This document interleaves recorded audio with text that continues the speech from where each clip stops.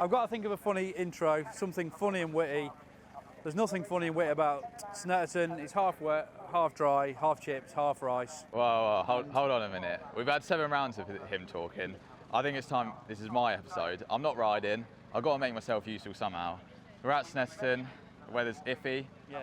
But my mate Alex is out for qualifying in a minute, so we'll see how it goes. I wish I was riding, but it's the way it goes. So welcome to Snetterton. I couldn't stay on, no. Not as bad as Ryan, my mate over here.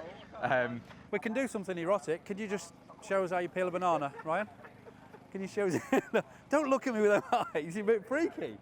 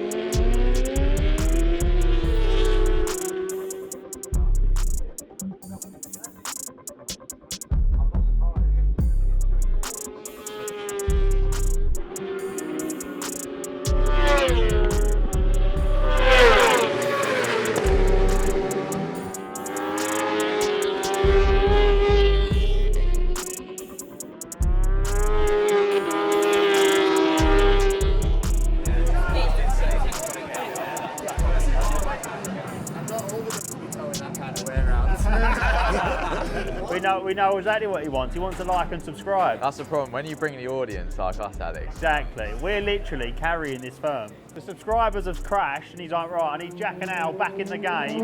Entertainment value, you know. The weekend's been good, you know. Jack's been a good water boy, done a great job, you know, he's kept me really... There's no need for that. There's no need for that. Yeah, the weather's been a bit crap, I must say. But yeah, it's nice to come here, ride by it, be fast and try and win a race tomorrow. That's the biggest plan, and try and score some points.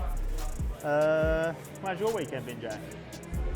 I've had better ones, but it's better than Cadwell still, because this time at Cadwell I was actually in a hospital, I think. So sending me weird voice notes. Yes, I was on a whole load of morphine, not really enjoying myself either. Couldn't really feel my legs, so I'm glad to be back. I'm not riding, which to be honest, I can't stand it. I mean, it's nice to see Alex at the front on the front row, but I was stood on that pit wall watching, and I was just thinking, oh, I need to be out there myself. But now the collarbone's improving. I can starting to be able to lift it up now. Got a bit more strength in it, but it was just too much of a risk really to potentially crash and then hurt the plate. So turned up for the dessert and hospitality, didn't you? Yeah, well that's the thing. You can't say no to a free dinner, can you? And also cortados from the coffee machine. 10 out of 10. So game changer. That's where the budget's gone. We've done it all on the cortados, so worth it though, isn't it? And the coffee. What was the cake? Coffee. It was like a caramel coffee and walnut. It's a big game changer, that is. So I'm here this weekend, just bumming around, doing nothing really. Just sitting on the other side of the fence, not enjoying it too much. But now it's nice to be with the team. Nice to be back in the vlog. And vlog life. Yeah. Vlog life now. We're all about the subscribers. Like and subscribe like that, like that. I've seen how the other people do it. They do that or like that, don't they? So, I don't know. Yeah, that's what they do. So that's what we're going for.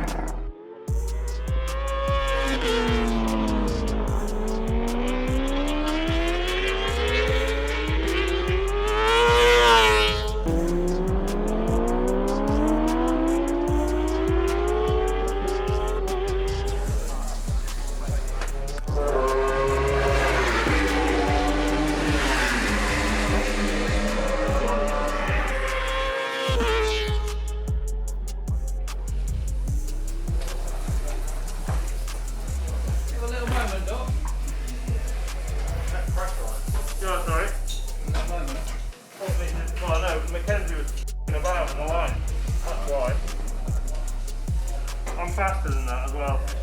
I got a bit with Irwin and Harrison. Yeah. They were going so slow in some bits and then really fast in others. I was like, what the f*** are you doing? Yeah, because you sector one, the first flyer in sector one was strong.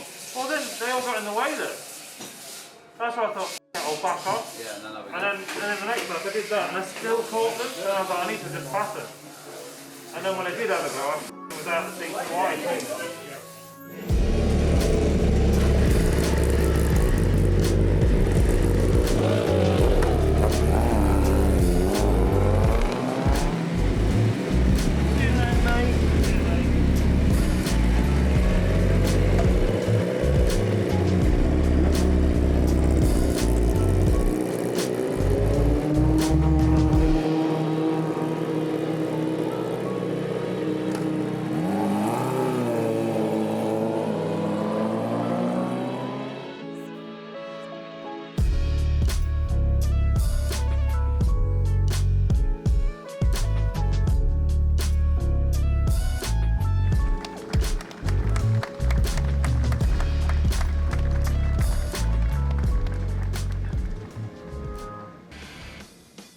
Snetterton was on pole position for the first Bennetts BSB eBay sprint race at Snetterton for round 8, with Kyle Ryde in second, and it was Ryde that got away well with the lights going out to take the whole shot into turn 1 ahead of Idden and the championship leader Bradley Ray. Tommy Bridewell on the front row not getting away so well, but managing to get up into 4th place. But there was a big smash on the opening lap. Ryan Vickers getting in a bit too hot, taking down Josh Owens and the key rider, Danny Buchan, who was 9th in the championship. The safety car came out, and once it went back in again, Bradley Ray took command of the race ahead of his teammate Kyle Ryde. Christian Idden was in the slipstream and trying to get through. A good battle with Kyle Ryde that lasted the whole race, but they were not catching Brad Ray, who started to pull away. Tommy Bridewell had managed to get himself up into second place. Glenn Irwin, whilst in the top 5, went straight on at the end of the back straight. But then there was drama for Tommy Bridewell. Whilst in second place, accidentally hitting the kill switch and having to pull over. He managed to eventually get the bike started again, but it would be 19th for him. Bradley Ray then was out front, leading this one comfortably. Tara McKenzie was climbing through the pack as Ride and Idden continued to fight for third place, but a series of fastest laps from Bradley Ray meant that he managed to build his advantage up to 3 or 4.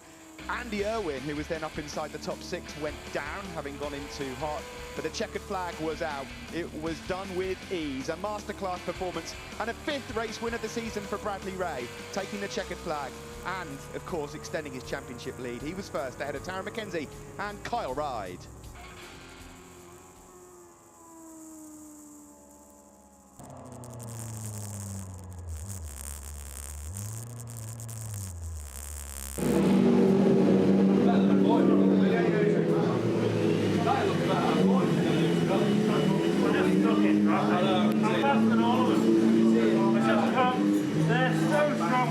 Like always, I just can't get near them. Pull away on the brake, and then they get in the way in the corner.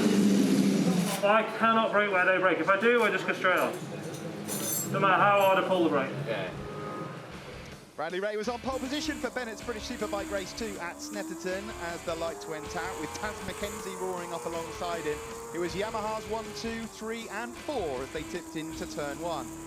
As they got up to the hairpin at turn 2, though, there was the usual drama. McKenzie went wide, Bradley Ray going through, and a couple of riders fell as well. Takahashi and Danny Kent went down, both riders up, though, and okay. Taz McKenzie and Jason O'Halloran were embroiled in a decent battle. Tommy Bridewell went through, and Andy Irwin, unfortunately, got a bit overexcited over at the hairpin and went down. Danny Buchan, he knew he had to make big moves if he was going to get into the showdown, and he delivered as well. A couple of nudges here and there over at the hairpin, but it wasn't going to be enough in the end.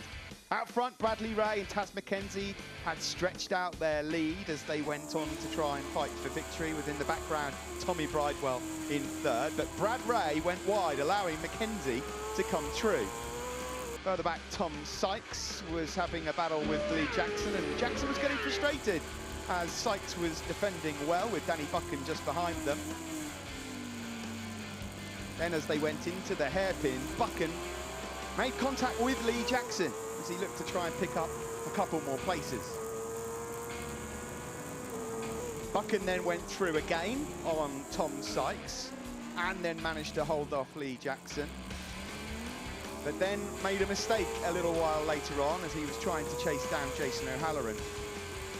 The battle for the victory between Brad Ray and Taz McKenzie raged on until the closing stages, but as they made their way through to the final lap and the final stage, the run to the line was won by Bradley Ray. 2 out of 2 for the weekend for Brad Ray with a treble on. He wins from Taz McKenzie with Tommy Bridewell in third.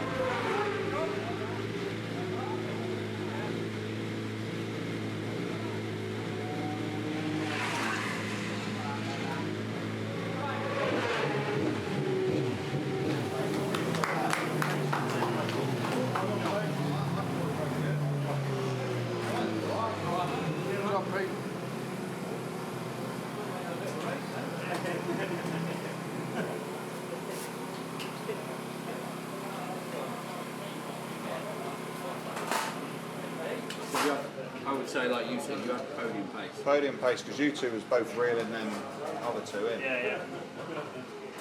Glenn got to them, which was right.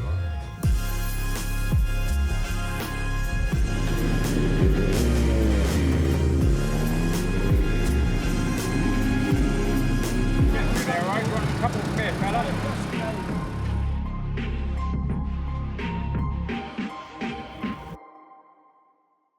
Davey Todd was on pole for the only Pirelli National Superstock race to take place at Snetterton, but there was drama just around the corner. Todd managed to get the whole shot into turn 1 ahead of Alex Olsen, with Dan Linfoot in third and Nesbitt in fourth. But then watch this, Rollo came in and wiped out some big names in this championship. Braden Elliott went down, Billy McConnell went down, on the grass for Tom Ward as well, and the race continued. Dan Linfoot went out into the lead, under the bridge, into Brundle ahead of Alex Olsen and Davey Todd. In fourth at this time was Charlie Nesbitt, closing on the group, but in the background, Richard Kerr and Tim Neve. But then there was huge drama as Nesbitt went down in a bizarre crash, wiped out Linford. Thankfully, they all got back to their feet, but you'll have to look back at replays of that. Brent Harron then high-sided out of the chicane as well. It was all going on as the safety car came out. The lights went off the safety car and we resumed. Alex Olsen was leading at this point as they went across the line from Davey Todd, but Olsen made a mistake at the hairpin to allow Davey Todd through, and that was the last he saw of him. In the closing stages he tried, but he couldn't make it. A great battle going on for sixth between Winfield and Joe Francis, but it's the first win of the year. The number 74, Davey Todd, he picks up 25 points ahead of Alex Olsen with Tim Neve in third.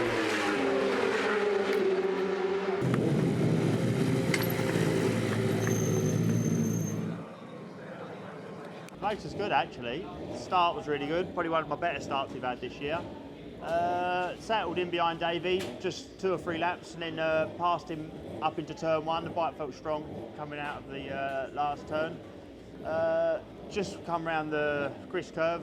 I think it's called Chris curve actually. Don't hold me to that. Might not be called Chris curve, but I would rather long right. Just sort of had to pick the front up mid-turn and just hit a bit of the mud, and then I think that then caused a few people behind me to sit up, and then I don't know if Charlie Nesbitt hit someone up the arse or whatever he done, but then that sent him flying across the track and nearly hit me in the head, so that was carnage. And then, yeah, I hope Linfoot and hope Charlie's okay, to be fair, because it's quite a quick crash that, but yeah, settled into a bit of a rhythm, and then the safety car comes straight out, so then 4 or 3 laps behind the safety car is never good here, because the tyres start to go off, and then it's hard to get your rhythm back, especially when you're the one that's setting the pace and you're the one that's happened to be the gauge. And then just pushed into turn 2 after the safety car come in a bit too much, lifted the rear and had to square off, which when Davey then allowed him past, which once you let Dave pass, it's hard to get back past him. So we've done everything we could. We just struggled. The brakes were a bit inconsistent, which one minute they were there, next minute it was touching my hands. So, you know, it's never nice to come to Snetterton into the hairpins and you can't stop the bike. So the points are closed back in, but it's all to play for now. You know, the championship's wide open. I think there's only 18 points in us now, so we go into Oldham Park in a good position, and we can hopefully try and get the championship back on track. With the showdown riders confirmed, the last race of the regular season saw Taz Mackenzie start from pole position on his McCams Yamaha and take the whole shot ahead of Bradley Ray. As ever, there was drama over at the hairpin. This time, the top 10 all making their way through neatly, with Mackenzie leading. Brad Ray, though, made his move immediately on the approach to the back straight.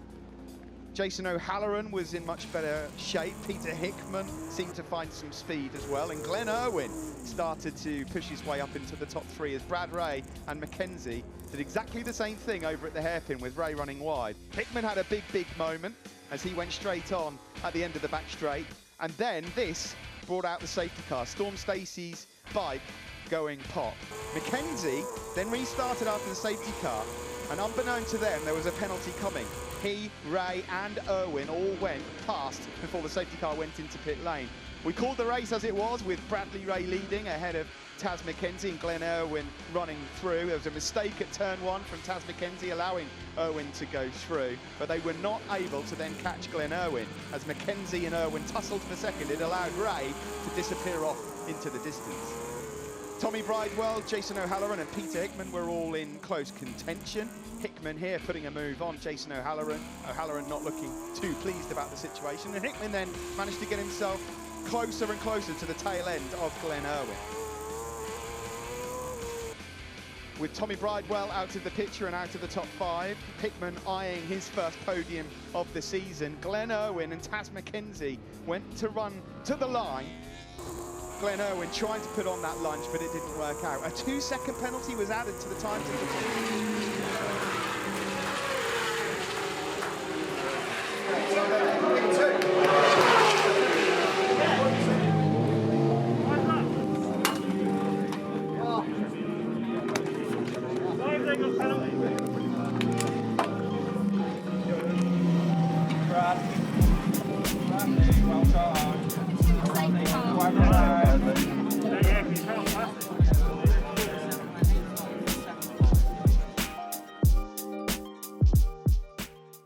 Yeah, so that's it. That's Snetterton over and done with, the home race. We didn't do much home racing, unfortunately. You know, Friday was a bit of a just dodgy situation. You know, the track conditions and the weather was all over the place, so we didn't get many laps in the dry at all. We then went on to Saturday. We was into Q1 due to the changing conditions and stuff like that. So it wasn't a bad thing because we was hoping that we was going to get some extra dry time going through Q1 to give us a bit of an advantage because no one had done much. So we went through Q1, but we was unlucky really. We first of all went out on a dry track on full slicks. And on the first out lap, it started just spitting with rain in the odd part of the circuit.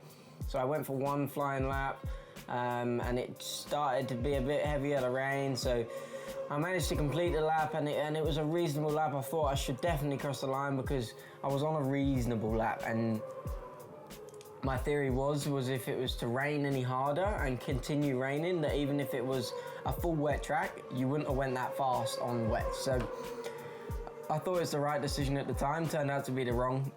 So then when I pulled in the pits, we wanted to change the tyres because the track conditions were changing. So we went from full slicks to a wet front, intermediate rear, and we was real tight for time. I had to do a real fast out lap. I got out the pits, did a real fast out lap, and I was coming up the start-finish straight, tucked in, and the lady just went and put the flag out just as I crossed the line. I was literally 2 seconds out from crossing the line, and even my out lap would have been fast enough to put me through to Q2, so it was such a frustrating thing. And then obviously the session was over, and everybody else in that session managed to get the tyres changed in time and get out there and do a faster time. So we ended up second from last on the grid, so it was a bit of a disaster really.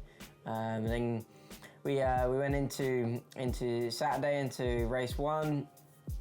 Got a reasonable start and was in the group and stuff like that, but from second from last on the grid, it's never great. And yeah, into turn 4, into Agostini's. I'm not actually too sure what happened. Really don't know. I obviously outbroke myself in some instance, as in the sense of I've had to avoid it or something like that, and I've had to pull out the way, and that's made me miss my braking marker by a long way. And I was on the inside of the circuit. So once you're on the inside of the circuit, there's no way of avoiding anybody because, especially the first lap, it's literally a train of people. So I was on the way in. I couldn't stop, was going in way too fast, and there was nowhere to go. I did my best to try and stop the bike. I don't think I've ever pulled the brake that hard. The rear wheel was off the ground the whole way in, looking at the data and stuff like that. And then I hit the back of Buchan and the front of Josh Owens, right in between them. Took them both out, took myself out, but suffered a really bad concussion. I can't really remember any of the accidents, you know. From what I've just said is just from watching videos and stuff like that and looking at the data, so, and the onboard cameras. But yeah, really sorry to the two riders involved. Glad everybody's okay and was not injured. Sorry to the team, that was my mistake on that one. Put my hands up. There's nothing else to say really, other than that, and we will be fit for Alton Park. We'll be fit for Alton Park, and yeah, we'll be back out there, and let's just see if we can finish this last part of the season off well. But yeah, thanks for the team for the support. Yeah, sorry about the crash, and we'll be back stronger. Round 8, Snetterton Bennetts British Superbike Championship. It's been a bit of a weird one for a number of reasons. Obviously, the big news in the world really is the fact that we've lost our Queen. So that was a fairly big shock on the Thursday, and I guess it put quite a bit of doubt into everybody about whether the event would happen or not, whether we were allowed to race or not, or anything. So it was really an unusual start to the weekend. And then, as it turns out, BSB's done a great job like they normally do, condensed down the Friday, sat well within the guidelines of what had been put across from the royal family and from the government, and ran a great event. The next weird situations were the weather. We've not had consistent weather until really today on the final day. Up to now, nearly every single session has been either wet and dry or nothing. It's been really, really unusual. There's been 2 sessions we've done this weekend where we've had half of the track completely wet and half of the track completely dry, which almost never happens, where a cloud only goes over one side of the track. But the Snetterton track's quite a big circuit, so that can happen on the big circuits, and that's happened twice this weekend, which is really, really weird. Qualifying ended up being completely wet in the end. And we've been struggling in the rain. I struggled in the rain last year. This year we have been a little bit better already, and we were definitely a little bit better this weekend in the rain. So 9th on the grid. I was fairly happy with that, content, as is probably what I would class it as, a 3rd row start. My starts have been quite poor recently, which doesn't help things, but this weekend they've been all right. First race on the Saturday, just kind of got mixed up with a few in the middle of the pack, really. It's just really tough to pass here at the Snetterton circuit. The concertina effect is huge, from a jump out of one slow corner into a fast corner, into another slow corner. It really makes it hard to pass, and especially with the depth of field, everyone's really strong, everyone's late on the brakes. We're always a little bit weak on the brakes, but interesting enough, we've improved that quite a bit this weekend. The last race in particular, I felt really, really strong. But 8th in the first race wasn't the end of the world. We would take it. We wanted to be obviously on the podium and winning, and we needed to for the showdown, but that was really kind of a very, very slim chance anyway. But I just got caught up in the pack and I couldn't get through, and I felt like I actually had the pace for the podium. I felt like that all weekend, but just never managed to get there till the end. And then the first race today, another good start, a little bit further up on the grid. Got kind of in the pack and fighting again, but did manage to get through a little bit earlier than what I did yesterday. Ended up 5th in the race. I was quite happy with that. And we made some more changes for the final race, where I think really we proved just how strong we could be if we got away cleanly enough. I still got kind of mixed up in the pack for a little bit longer than what I wanted. Also had a missed gear, so I ran across the track, ran across the grass, which definitely didn't help my situation. But then the safety car came out I don't even know what the safety car was out for. There was something went wrong. I think somebody maybe blown up somewhere, so they were checking the track, make sure there was no oil.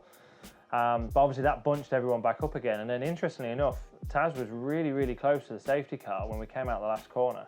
I actually even remember thinking to myself that you're not allowed to pass the safety car until the safety car pulls into pit lane. And he was that close to the safety car that he actually had to just go, otherwise we'd have all hit up the back of him, and everyone behind him had to kind of do the same thing, really. So yeah, the front 3 or 4 riders all got a 2-second penalty, but at the time, obviously during the race, I had got no idea of this, but I managed to work my way back up to 4th position.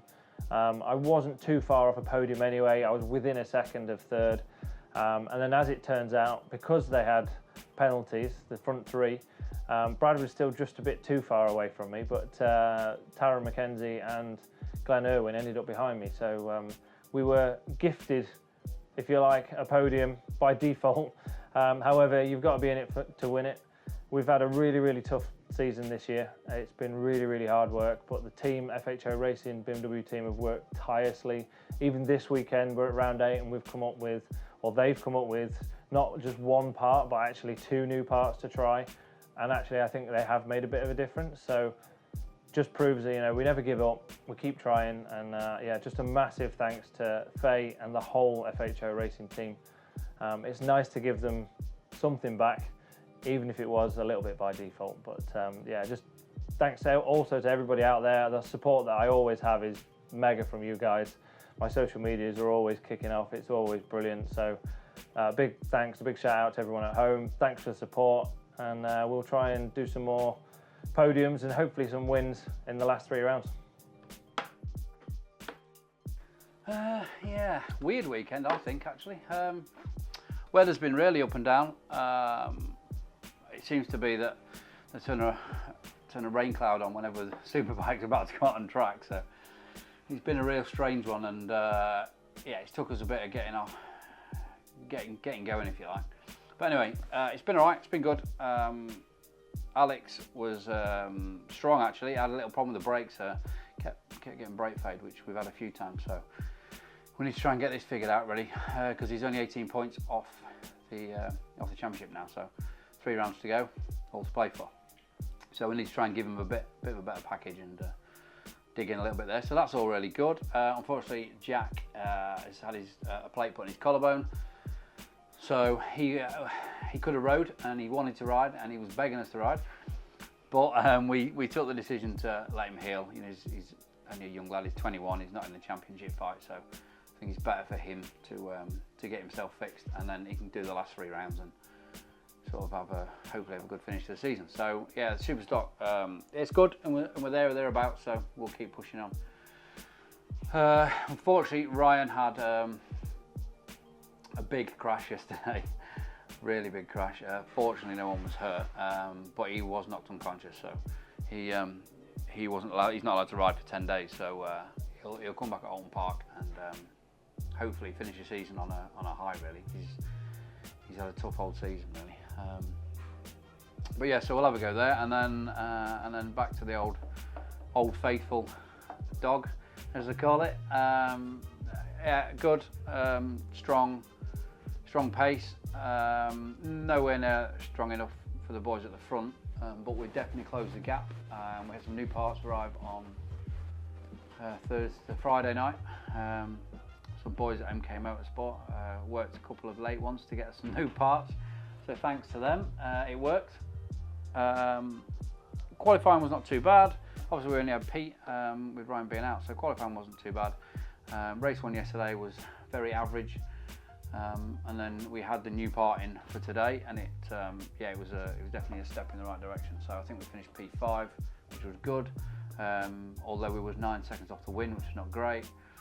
And then in the last race, we got one of these bad boys. It was by default to do with people overtaking safety cars and things like that. So realistically, we was P4, but it was only 2.7. So 2.7 off the win is a lot closer than we've been for a while, so it looks like we're moving in the right direction. Hopefully we can continue the momentum and go forwards to Alton Park. He likes Alton Park, as Alex does, Ryan does, and Jack does. So I think everyone's looking forward to that. Hopefully the weather plays to us, but whether it's by default or not, I've waited 8 rounds for one of these bad boys, so we got it. The boss is happy. She's going out for a famous hot pot tonight, which is normally the sign that she's really happy. Yeah, not a lot else to say. Podium pudding tonight. Yeah, Roji's still rubbish at his job. But I don't think we can do a lot about that. I think it's just, yeah, he's never going to get any better. So we'll try and do our improving on track.